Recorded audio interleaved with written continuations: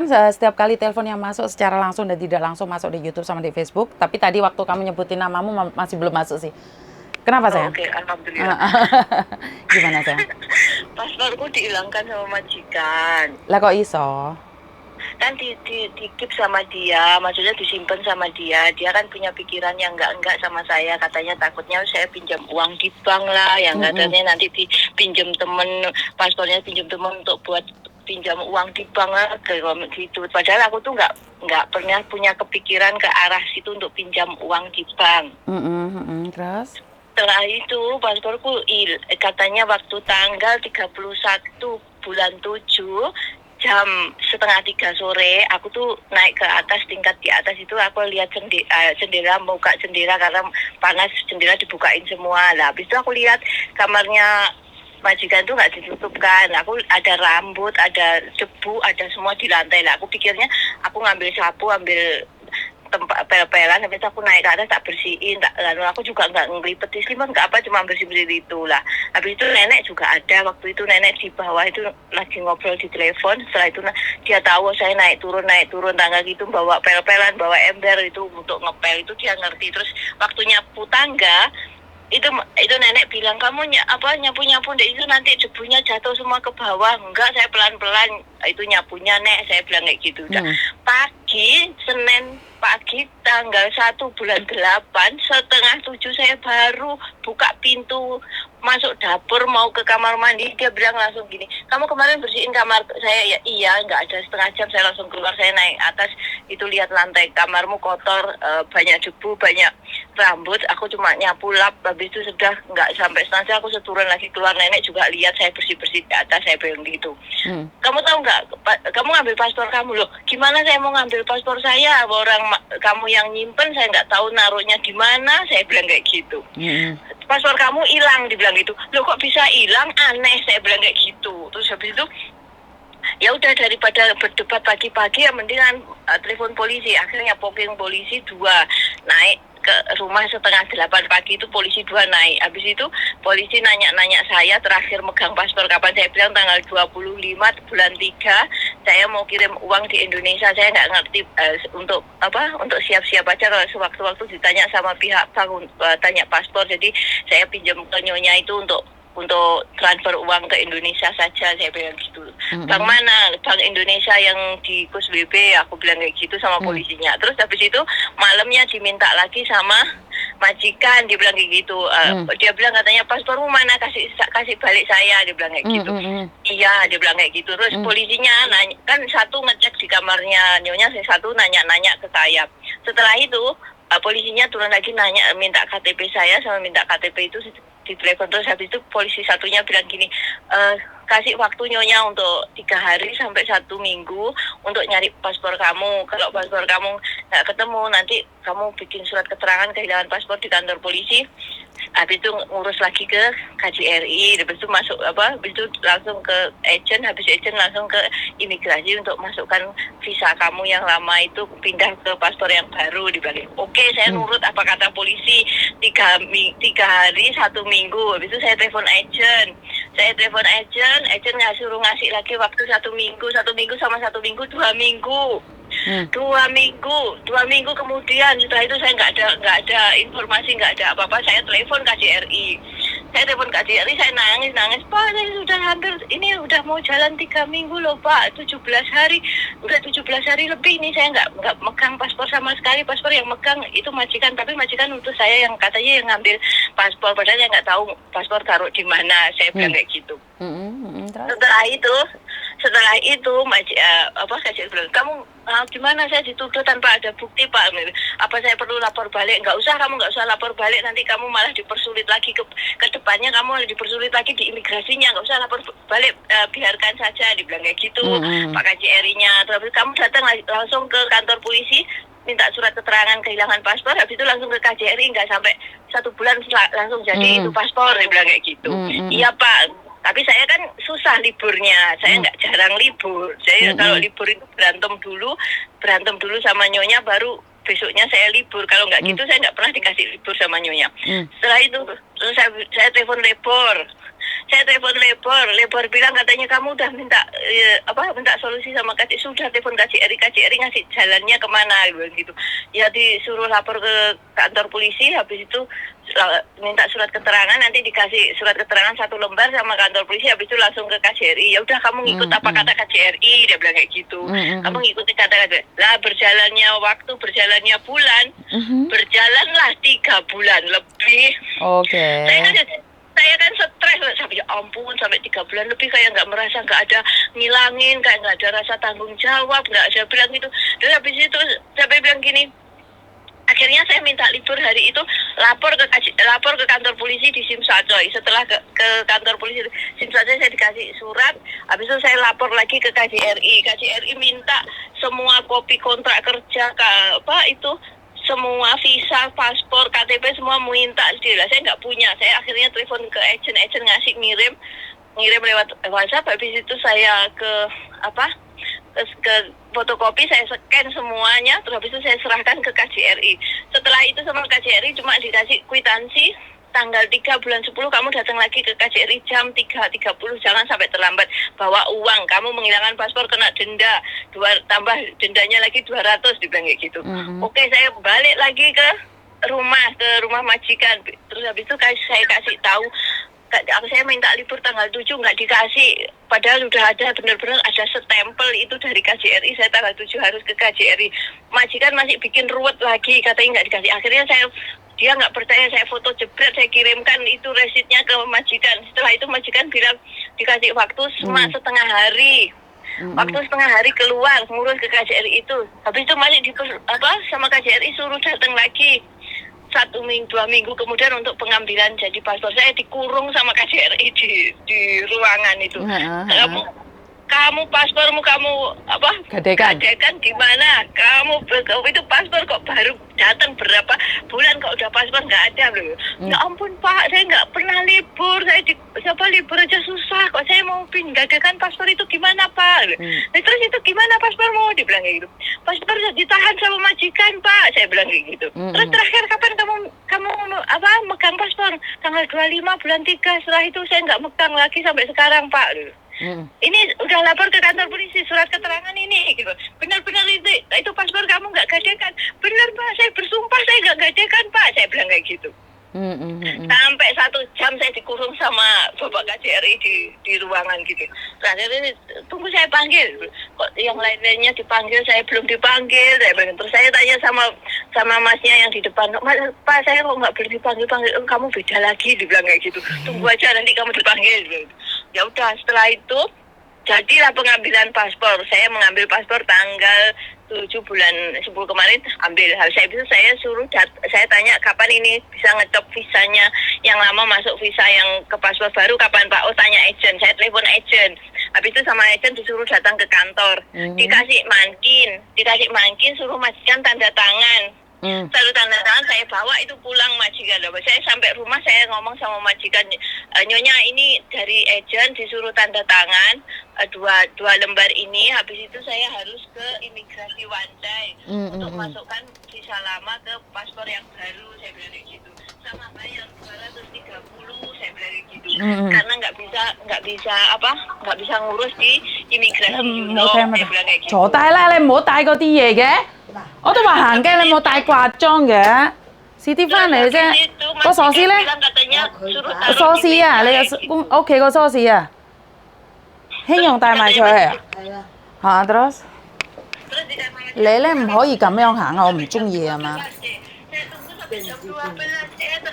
nggak dilihat, nggak dibaca, nggak diapain sampai sekarang deh. Akhirnya saya telepon agent lagi. Aku bilang sama agent, gimana sama majikan? 唔緊要，唔緊要，唔緊要。阿媽咁樣行啊嘛。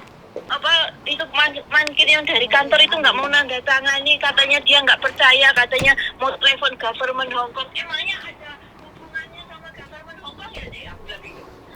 Terus majikanmu stres, bilang kayak gitu. Terus gimana dong Cek? Aku bilang gitu. Ini paspor udah jadi tapi belum bisa masukin visa yang lama pindah ke paspor yang baru. Dia katanya nggak percaya, dia mau telepon government Hong Kong, saya bilang gitu. Terus saya dikasih sama agent nomor teleponnya imigrasi. Mm-mm. Saya udah bilang kayak gini, ya udah kamu telepon sama imigrasi, biar imigrasi yang ngomong sama majikan kamu, gitu kan. Terus habis itu nanti kalau majikan kamu masih mempersulit majikanmu yang kena denda dan majikanmu yang masuk penjara, dibilang kayak gitu. Karena udah nahan paspor kamu dan sudah menghilangkan paspor kamu, dibilang kayak gitu sama agent. Tapi majikan itu nyantai, kayak nggak merasa menghilangkan, kayak nggak merasa ada masalah sama paspor gitu. Padahal saya kurang 3 bulan, hampir mau jalan 4 bulan tuh saya udah finish kontrak loh. Gimana itu, C? Stres saya, C. Oke, visamu libur juga susah. Oke, visamu sudah di-extend belum? Belum. Ini paspor sudah jadi, tapi dia nggak mau nanda tangani yang untuk pindah visa lama ke paspor yang baru, dia nggak mau nanda tangani loh. Dia katanya mau telepon government Hong Kong. Terus apa hubungannya sama government Hong Kong, C? Ya ada hubungannya, karena orang Hong Kong itu paling anti ngasih dokumen ke orang lain. Itu harus difahami juga kan. Iya, saya ngerti deh, tapi agent itu sebelum ngasih mankin ke saya untuk saya bawa pulang, agent itu sudah telepon sama majikan. Dia majikan bilang katanya, dibilang kayak gitu. Nggak tahu sampai di rumah, dia bilang suruh naruh minyak sampai jam 12 malam, nggak dibuka, nggak disentuh, nggak diapain loh. Ini orang gimana? Terus besok paginya saya tanya lagi, dia katanya bilang gini, saya nggak sembarangan tanda tangan, dibilang gitu. Aku harus telepon government Hong Kong dulu. Loh, kemarin agent telepon kamu telepon saya katanya, saya bilang dibilang, aku nggak seharusnya jawab dia bilang kayak gitu loh. Edan nggak, Cek? Aduh, majikan gendeng iki. Jadi sebenarnya nggak ada masalah sih, Mbak. Yang penting kamu sudah memberitahukan majikanmu, dan kalau ada masalah itu mereka akan mengkonfirmasi ke majikanmu. Setidaknya kamu sudah berusaha.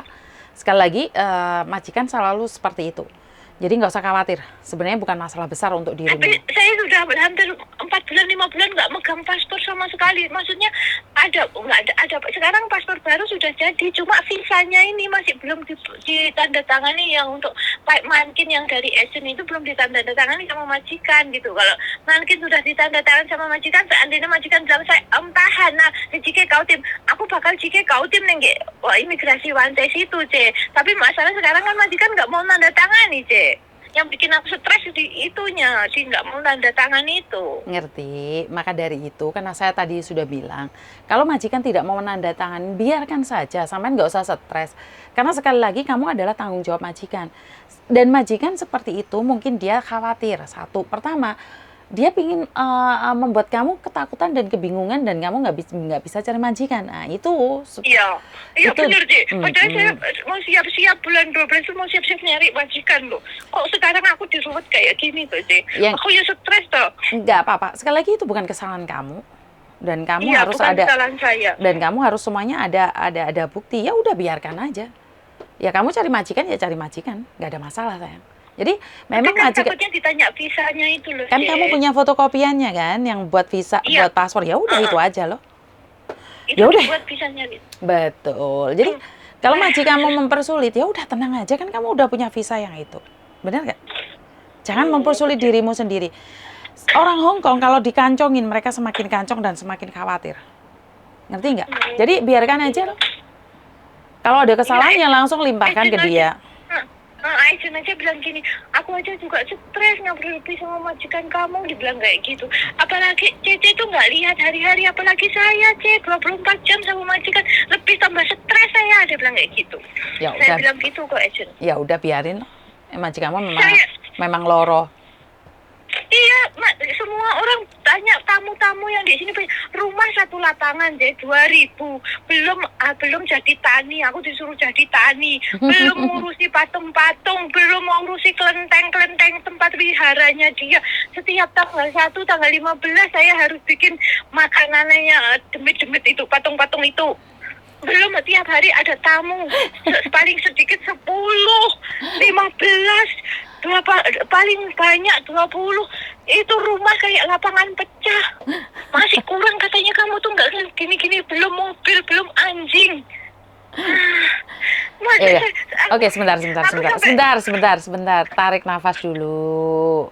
Aduh, ojo terlalu ngoyo. Sebentar. Ya ampun, Ce. Sebentar. Tenang aku, Ce, tinggal Sebentar. Tenang dulu. Tenang dulu, tarik nafas. Hilang. Tarik nafas. Garing. Tarik nafas. Garing. Kayak gajian ya telat-telat loh, Cek. Bayang no gajian itu loh. Katanya pemerintah Hong Kong itu gaji juga telat-telat, paling telat seminggu. Oke, saya diam seminggu, ngikut seminggu. Kadang sampai tanggal 30 baru dikasih, padahal gajiku tuh tanggal 20, 21. Dulu nggak pernah telat, sekarang telat-telat kayak gini. Kalau saya nggak minta libur, gaji itu nggak dikasih loh, Cek. Iya, Edan nggak? Kan sekali lagi kan kamu mau finish kontrak dipersulit. Ya udah nggak apa-apa, nyantai aja. Dia nyantai, kamu nyantai loh. Ingat, nanggapinya yang nyantai aja.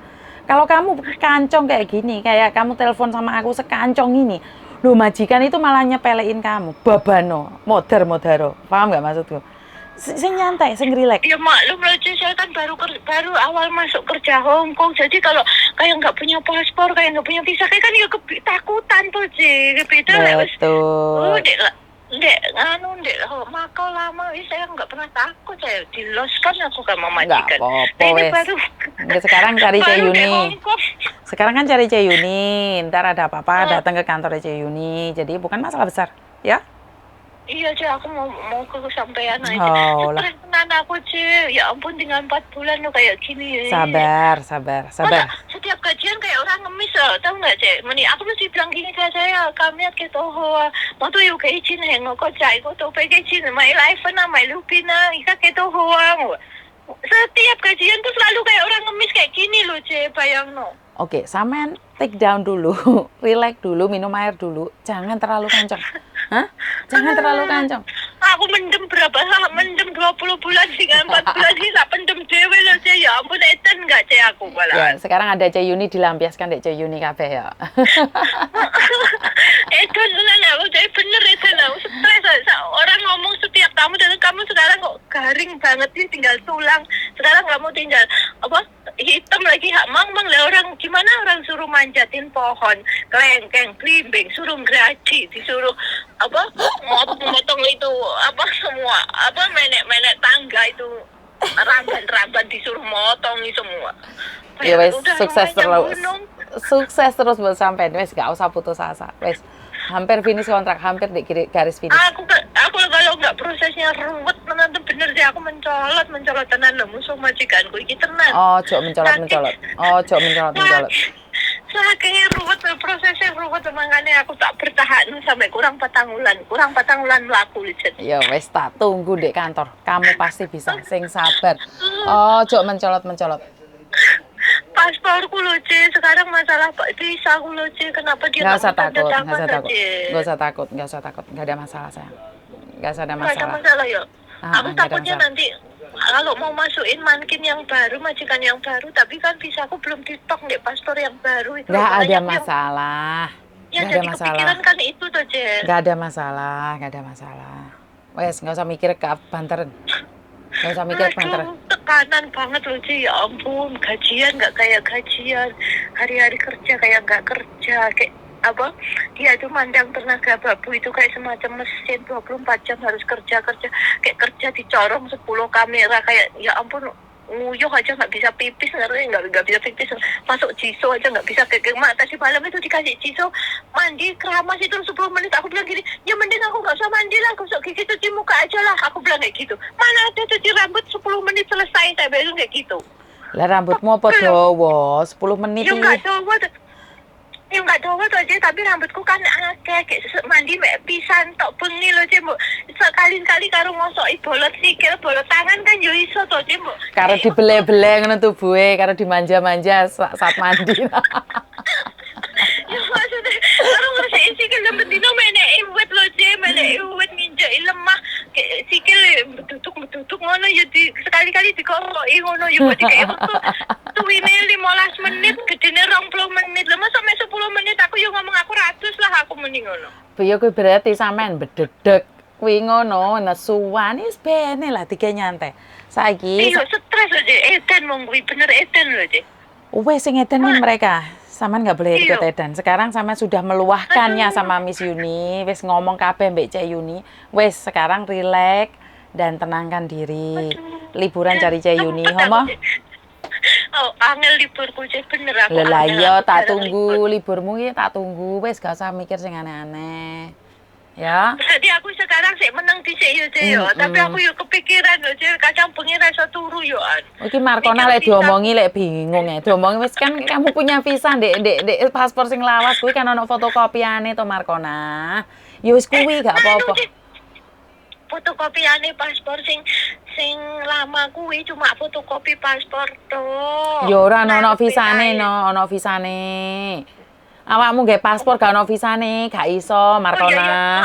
Ada Oh, aku njaluk agent. Tahu ora tarik lho, tak uber tak gepuki lho ya, lek diomongi ra percaya. Wis stres kan ngene iki dadi ne ya Ngebleng kabeh. Ngebleng kabeh dadine. Dadi kuat dilampiasne ndek Cek Yuni kabeh ngono wae. Iya, makanya iki aku mesti ya ampun, aku minta tolong siapa iki aku bilang aku kelingan oh yo Cek Yuni Junwan aku bilang kayak gitu. Makanya aku telepon jenengan. Saiki wis tenang to?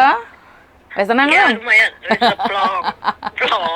Dadi dokter iki Miss Yuni iki Jan, doktere wong bingung. Doktere wong kaget. Gunung tenan lho di omahku, ya ampun adoh tekon dindi wit-witan tok lho.